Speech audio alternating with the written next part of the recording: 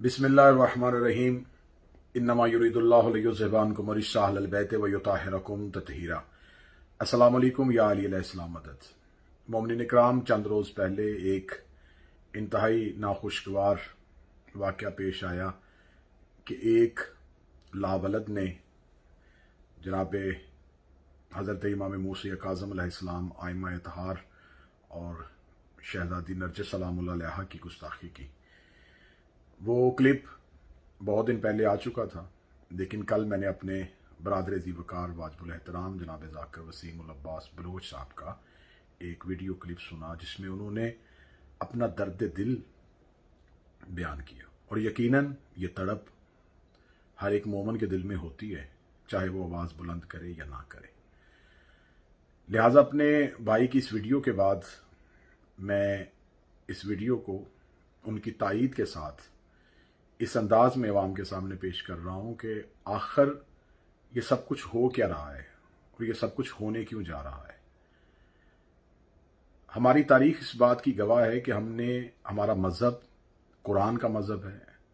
हमारा मज़हब ऐसा मज़हब है कि जिसमें हमें शर्मिंदगी नहीं, हम किसी भी फोरम पे अपने मज़हब के अकायद को साबित कर सकते हैं। हम अपनी अजान से लेके अपने अकायद में इमामत, अपना मातम, अपनी हर चीज को हम कुरान और अहादीस से साबित कर सकते हैं।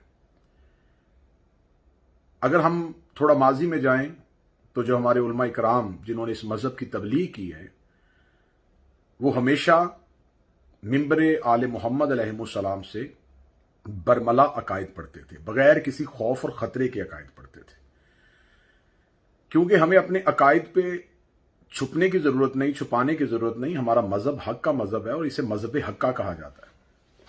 उस दौर में मुनाजरे भी होते थे, उस दौर में मुबाहसे भी होते थे, उस दौर में इल्मी बहसें भी होती थी, लेकिन कभी भी उन उलमा इकराम की तरफ से यह मशवरा नहीं आया था कि ऐसे मौजूआत जो हमारे मजहब की असास हैं उन्हें छुपा लिया जाए, या उन मौजूआत को खुद अपने ही मजहब के लोग मुतनाज़े बना दें। ऐसा कभी नहीं हुआ था। खुल के बात होती थी। मुबल्लिग आज़म जनाब सैयदा की, रसूल की वाहिद बेटी होने पे अशरे पढ़ते थे। वो उलमा इकराम जो हैं, जो मीलों का सफ़र करते थे, वो खिलाफत पे बहस करते थे। वो अमीर अल मोमिनीन के हक खिलाफत पे मुवासे और मुनाजरे करते थे। लेकिन आज के दौर का खतीब, आज के दौर का जाकर परेशानी में इसलिए है कि आज के दौर और खतीब को, जाकर को, जब वो शिया अकायद पढ़ता है तो उसे फसादी कहा जाता है, उसे MI6 का एजेंट कहा जाता है, उसके लिए अरसा हयात को तंग कर दिया जाता है। दुश्मनान की और दुश्मन मजहब की ताकत के सहारे से उसकी आवाज को बंद कर दिया जाता है। तो मेरी गुजारिश यह है कि जब हमें अपने मजहब पे कोई शर्मिंदगी नहीं है तो हम अपने मजहब के अकायद को आजादी के साथ क्यों नहीं बयान कर सकते? क्या अगर हम आज अपने बच्चों को नहीं बताएंगे कि जनाब सैयदा का दरबार में जाना हक था, अगर आज हम अपने बच्चों को नहीं बताएंगे कि खिलाफत अमीर अल मोमिनीन का हक था, अगर आज हम अपने बच्चों को नहीं बताएंगे कि बनु उमैया और बनु अब्बास ने किस तरह हमारे आइमा को शहीद किया, कौन सी साजिशें थी जो जमल और सफीन में इमामत के मुकाबले पे आई, उन लोगों के चेहरे अगर आप नहीं दिखाएंगे तो हमारी नस्लें गूंगी हो जाएंगी। आज हम इस खामोशी के साथ अपनी नस्लों को इस मोड़ पे ले आएंगे कि एक वक्त आएगा कि हमारी नस्लें, हमारा अकीदा किताबों से निकल के जुबानों से बयान होना जब खत्म हो जाएगा तो हमारा अकीदा कहां से ढूंढेंगे, इस मजहब को कहां से तलाश करेंगे? तो हुजूर, मेरी गुजारिश यह है कि अगर ये जुबानें खुल रही हैं तो हमें अपनी बेबसी का जहां पे इजहार करना है, जहां हमें तकलीफ हो रही है, जहां हमारे, जैसे कि मेरे ब्रादर की बेसाख्ता आंखों से आंसू निकल रहे थे और उनकी चीखें निकल रही थी, ये यकीनन एक दर्द दिल रखने वाले मोमन की पहचान है। लेकिन हमें इसका जवाब इस अंदाज में भी देना होगा कि अगर तुमने हमारे सच्चे इमाम की, सदीका मां की तहारत पे जुबान दराजी की है तो फिर हमें इख्तियार है कि हम हर किसी की मां का किरदार बताएं।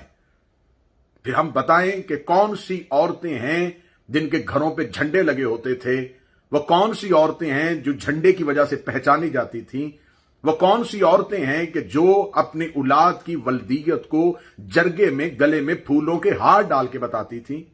फिर हमें बताना पड़ेगा कि कौन कौन सी औरत कहां कहां, किस किस के मुकाबले पे मैदान में उतरी थी। जब हम हकीकत आपके सामने ले आएंगे तो फिर एक तमाशा हो जाएगा। پھر سڑکیں بند ہو جائیں گی، پھر احتجاج ہو جائیں گے، پھر ہمارے اپنے بھی یہ نعرہ بلند کرنا شروع کر جائیں گے توہین ہو گئی مقدسات کی۔ تو کیا ہمارے مقدسات نہیں؟ کیا اس ملک میں حضرت ابو طالب کی توہین نہیں ہو رہی؟ کیا اس ملک میں یزید کو رضی اللہ نہیں کہا جا رہا؟ کیا اس ملک میں حضرت امام حسن علیہ السلام کو معاذ اللہ باغی نہیں کہا جا رہا؟ جتنی دیر تک میں پاکستان میں موجود رہا، میں نے ہر ممکن کوشش کی کہ میں ہر زبان، جو بھی کتا کہیں سے بھی بھونکتا تھا اس کی زبان کا جواب دیتا تھا، لیکن مجھے صلہ کیا ملا؟ اپنوں کی طرف سے غدار، MI6 کا ایجنٹ اور پتہ نہیں کون کون سے الزامات۔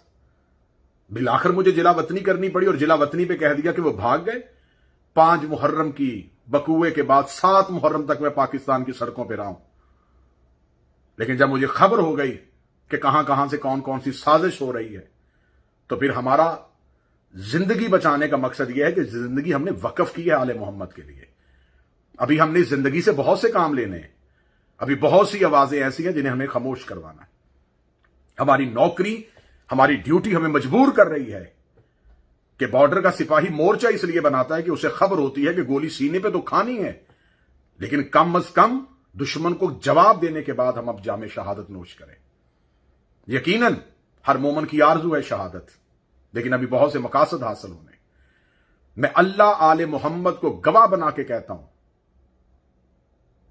کہ جناب سیدہ کی عصمت کی قسم کہ مجھ سمیت جتنے بھی ذاکرین پاکستان میں مجالس پڑھے ان میں سے کوئی بھی غیر ملکی ایجنٹ پہ نہیں ہے، کوئی غیر ملکی ایجنڈے پہ نہیں ہے۔ صرف حق کی بات کہنے والے کی زبان خاموش کروا دی جاتی ہے کہ اس نے فساد کیا۔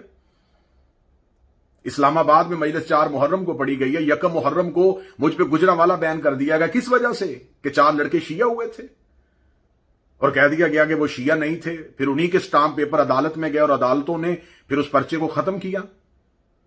میں نے کبھی اپنی صفائی کسی بھی فورم پہ آ کے نہیں دی، کسی ویڈیو بیان پہ نہیں دی، میرے وقت کا امام دیکھ رہا ہے۔ منافقین کی طرف سے جو سازشیں ہوئیں، حاسدین کی طرف سے جو سازشیں ہوئیں، ان سب کو دیکھا اور معاملہ کریم کربلا کی عدالت میں چھوڑ دیا۔ اے وقت کے امام، آپ گواہ ہیں کہ ہم نے یہ سب کچھ کیوں کیا تھا۔ اب میری گزارش قوم سے یہ ہے کہ اگر آپ چاہتے ہیں کہ ایسی آواز کبھی نہ اٹھے، تو اگر کوئی ایسا گندی نالی کا کیڑا کہیں سے بھی آواز اٹھاتا ہے تو اس کا جواب اسے اس کی زبان میں دینا ہوگا۔ میں پاکستان کے قومی سلامتی کے اداروں سے بات کرتا ہوں، جہاں میرا ملک خارجی اور داخلی انتشار کا باعث بنا ہوا ہے، جہاں پہ داخلی خطرات ہیں، خارجی خطرات ہیں۔ اور کل اپوزیشن کی جماعتوں کے ساتھ پاکستان کی پاک فوج کے سربراہ نے اور DGISI نے جو ایک مشاورتی اجلاس کیا، یقیناً ہم شیعہ اس ملک میں محب وطن ہیں، ہم اتحاد پسند ہیں، ہم چاہتے ہیں اس ملک میں امن ہو، ہم چاہتے ہیں اس ملک میں ہر ایک کو مذہبی آزادی ہو۔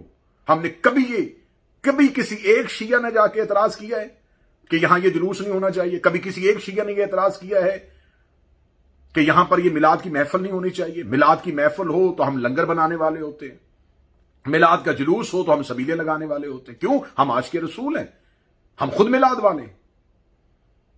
لیکن جو ہی محرم الحرام آئے گا، یہ ذاکر نہیں پڑے گا، یہ خطیب نہیں پڑے گا، اس جگہ مجلس نہیں ہوگی، یہ جلوس نہیں جائے گا، یہاں سے روٹ نہیں ہونا چاہیے۔ کیوں؟ کیا ہم اس ملک میں ٹیکس نہیں دیتے؟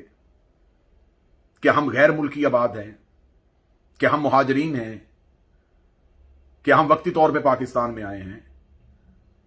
تو میری گزارش ہے وزیر اعظم Pakistan, chief of army staff general Qamar Javed Bajwa, DGISI general Faiz Hameed sahib سے کہ جہاں آپ اتنی جرت کے ساتھ اتنے دلیرانہ فیصلے کر رہے ہیں کہ ہم کوئی غیر ملکی طاقت، اور یقیناً آپ نے یہ جو آواز اٹھائی ہے یہ ہر محب وطن کی آواز ہے، یہ میری آواز ہے، یہ ہر مسلمان کی آواز ہے، یہ ہماری غیرت امانی ہے کہ یہ سرزمین ہماری ماں ہے اور ہم اپنی ماں پہ کبھی کسی غیر کا قدم نہیں دیکھ سکتے۔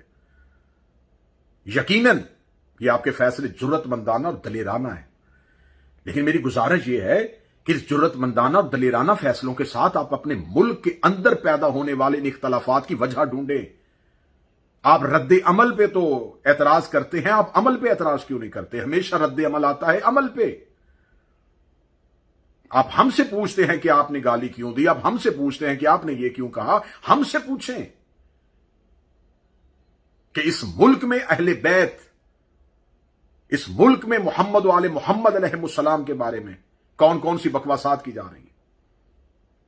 یہ جس ملعون نے آواز اٹھائی ہے، یہ جس کمینے کی طرف سے یہ کلپ وائرل ہوا ہے، یہ ابتسام الہی اور حشام الہی کا پالتو ہے۔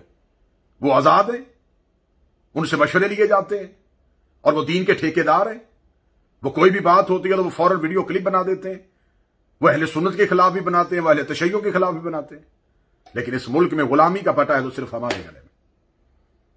میں گزارش کروں گا قومی سلامتی کے اداروں سے، وزیر اعظم پاکستان سے، عسکری قیادت سے، سول حکمرانوں سے، کہ ہم اس ملک میں واللہ با خدا امن چاہتے ہیں۔ ہم نہیں چاہتے یہاں فرقہ واریت ہو، ہم نہیں چاہتے یہاں دنگا اور فساد ہو۔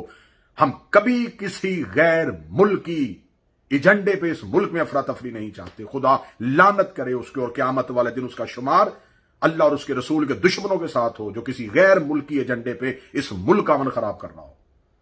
لیکن آپ کو ان آوازوں کو بند کرنا ہوگا۔ کبھی جناب سیدہ پہ بھونکیں، کبھی حضرت ابو طالب پہ بھونکیں، کبھی حضرت امام حسن پہ بھونکیں، کبھی کریم کربلا پہ بھونکیں، اور اب آئمہ پہ۔